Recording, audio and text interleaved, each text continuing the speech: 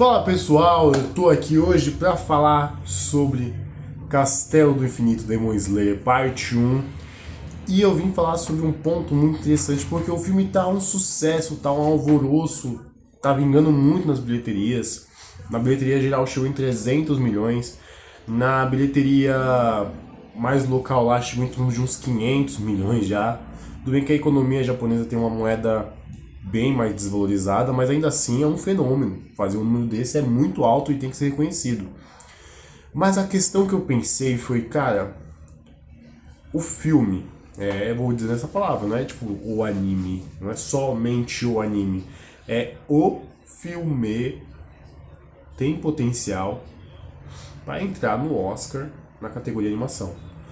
No meu ponto de vista, e eu tenho pontos para dizer sobre o porquê que eu acho que mereceria, pelo menos, ser indicado. Não garanto uma vitória, porque a academia está passando por reformulação, ainda não tem a mente tão aberta assim para querer dar uma moral dessa para um filme que vem de uma série de animes e mangás, que foi muito voltada para o adolescente, mesmo com cenas mais fortes, abrangeu muito mais o público adolescente, então por ser uma história que pegou muito mais os jovens, por ser uma história em anime, que é de uma série anime e que vem de mangá também, de origem, eu não acredito que daria essa vitória.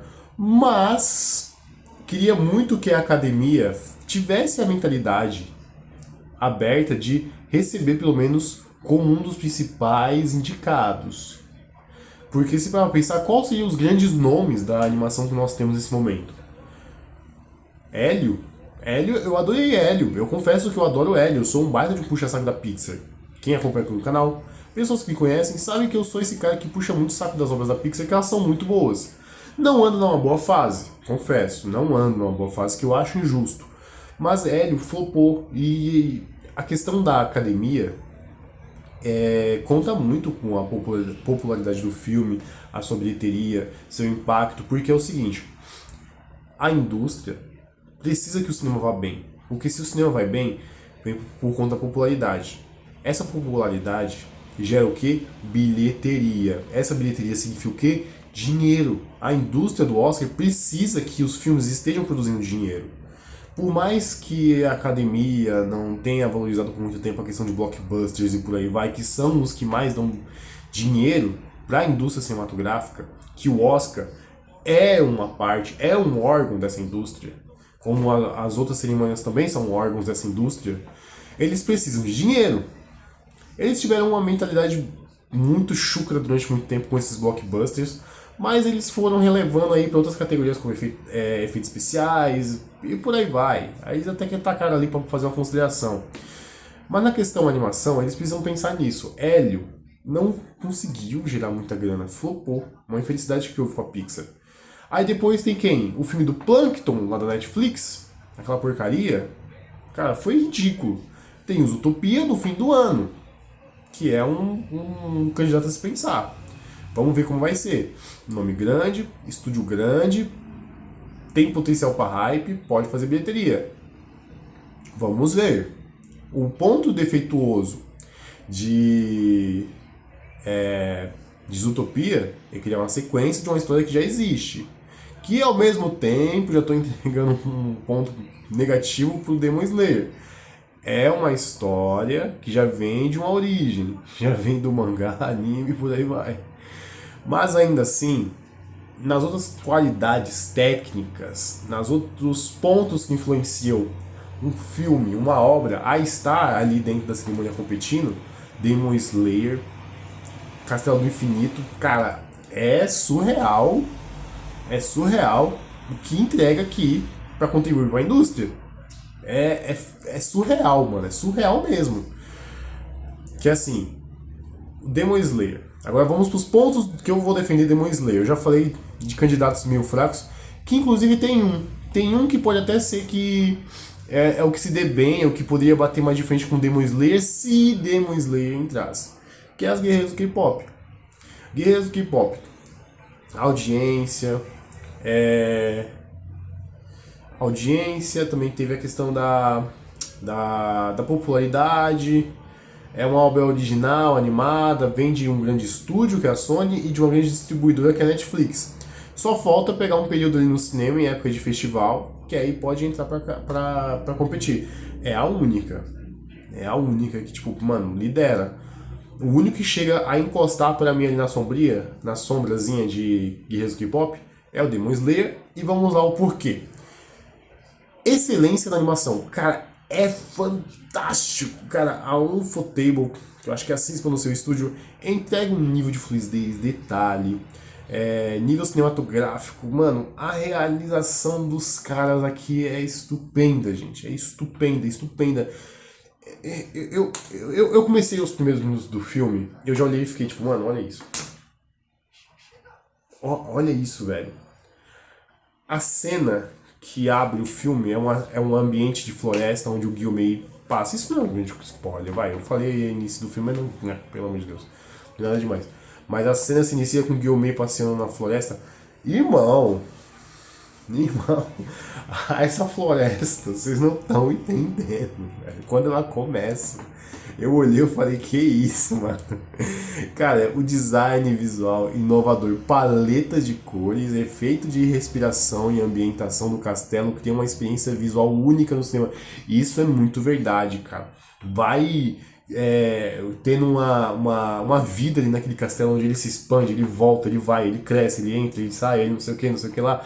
E os personagens, quando vão tendo cada um seus embates, é surreal de lindo. O momento onde vai ter o embate do Domo, o momento onde vai ter a luta do Zenitsu, o momento que vai ter a grande luta da casa, que é a grande esperada. Isso não é spoiler por conta que está no mangá, e não é spoiler porque já tem os trechos do trailer que mostram como são as outras que eles introduzem aqui nessa parte 1, tá? Não enche o saco. Isso já tá na internet, já por parte do próprio Sony Crunchyroll. Continuando. Cara, quando é a luta do Doma, o palácio dele é lindo. As cores que é utilizada para criar aquele palácio é estupenda também. A luta do Zenitsu, quando mostra a divisão onde está o clima e a aura em torno do seu adversário, e é em torno do Zenitsu onde mostra conflito de cores que são muito fluidas e são muito lindas, que elas funcionam muito esteticamente ali na tela, onde tem tipo a parte vermelha que é o seu inimigo e vai transitando para chegar o amarelo alaranjado do Zenitsu. É lindo também. Tem uma cena que mostra exatamente assim, tá ligado? Essa transição da posição do seu inimigo, onde tem um tom vermelho preto, e vai transcendendo pro amarelo laranjado do Zenitsu, que é muito louco. Quando vem a luta do Akaza, cara, é muito legal também. É muito legal quando começa a ter aqueles ambientes também do vermelho com o azul, que já é esse trabalho de cor que flui. E tem uns momentos meio água ali também que, cara, é surreal. Gente, eu tô sem adjetivos pra glamorizar agora a obra. Não tem mais palavras pra poder dizer de elogios. Chegou é que eu fico sem agora de tanto elogiar. Trilha sonora e mensagem de som. Pô, cara, não, surreal. A trilha sonora do Akaza, mano. Aquela guitarrazinha, aquela voz elétrica, caraca, mano, é muito bom. Então também tem essa questão da trilha sonora. Cara, poderia sair até pra uma categoria de mixagem de som, edição de som, trilha do filme. Poderia, mas acho que o Oscar também é extremamente fechada demais, porque essas trilhas, elas já aconteceram na animação, que é esse ponto que acontece. Se não fosse isso, entraria na trilha de filme muito fácil, mano. Merecidíssimo também. Impacto cultural e popular. Um fenômeno global. Como eu falei, muito dinheiro, bilheteria, isso é importante. Tem uma forte conexão com o público e quebra barreiras. Mano, a história do Akaza, o que emociona?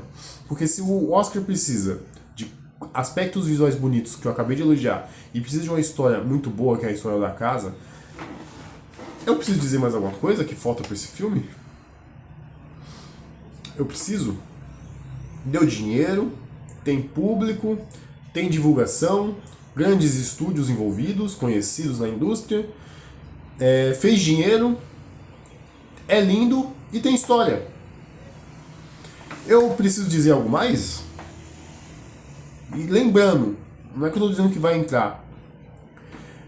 Mereceria entrar. Se não houvesse as regras do Oscar, tá? Lembrando desse detalhe. O Oscar tem seus empecilhos, que eu acho isso muito mente fechada, mas mereceria entrar. Muito. Muito mesmo. Aí tem as outras coisas que eu coloquei aqui. Nível de produção comparável a um blockbuster, a um fenômeno. Força narrativa universal e relevância histórica. Porque já é uma obra que tem, mano, uma valorização enorme, enorme na indústria do entretenimento, do audiovisual.